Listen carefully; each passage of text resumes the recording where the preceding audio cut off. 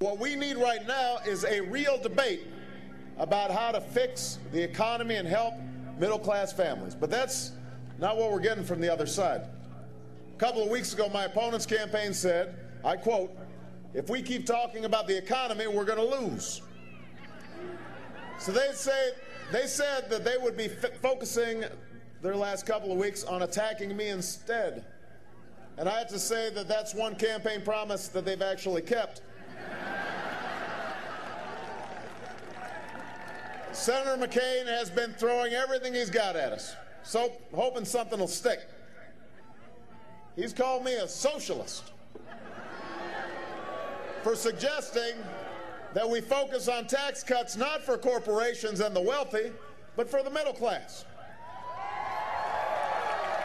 Then, the other day, he took it to a whole new level. He said that I was, get this, like George W. Bush.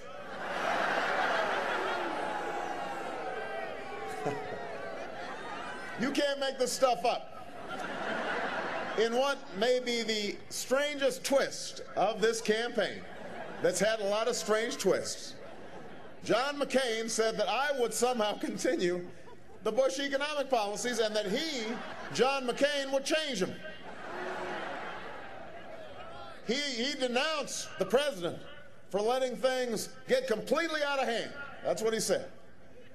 That's right, John McCain's been really angry about George Bush's economic policies, except during the primaries when he said that we had made great progress economically under George Bush, or just last month when he said that the fundamentals of our economy are strong under George Bush.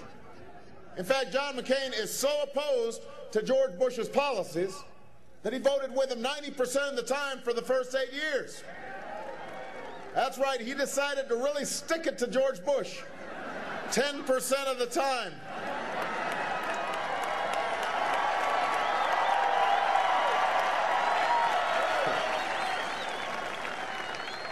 So let's be clear. John McCain attacking George Bush for his out-of-hand economic policies is like Dick Cheney attacking George Bush for his go-it-alone foreign policy. What Joe Biden says is like Tonto getting mad at the Lone Ranger.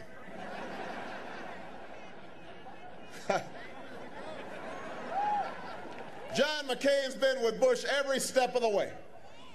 Every step of the way. Fortunately, President Bush doesn't seem to be all that offended, because yesterday he cast his vote early for, guess who? John McCain. And that's no surprise, because when it comes to the policies that matter for middle-class families, there's not an inch of daylight between George Bush and John McCain. Like George Bush, John McCain wants to keep giving tax breaks to companies that ship jobs overseas and oil companies and CEOs. It's the same failed Wall Street first, Main Street last economic policy that we've seen over the last 8 years, and we are going to change it on November 4th. McCain wants to tax your health care benefits for the very first time in history. Let insurance companies keep discriminating against people who need health care the most. It's the same failed insurance company first, your family last health care policy, and we're going to change it on November 4th.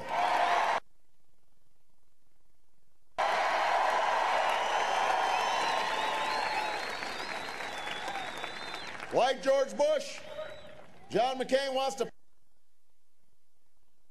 discriminate against people who need health care the most. It's the same failed insurance company first, your family last health care policy, and we're going to change it on November 4th.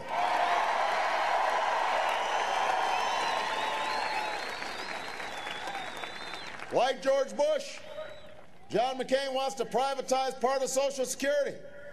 Leave it to the whims of the marketplace. Like George Bush, John McCain ignored this housing crisis until it was too late and then proposed a $300 billion bailout for Wall Street banks that does hardly anything to help people stay in their homes. Like George Bush, he wants less government regulation of business. He said it again just yesterday.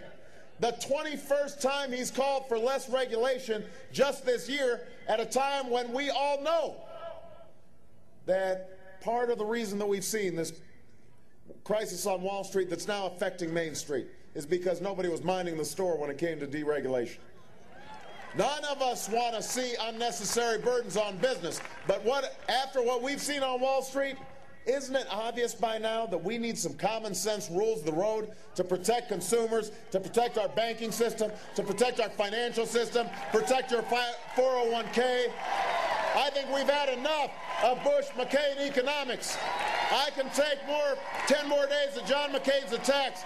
The American people can't take 4 more years of the same failed economic policies.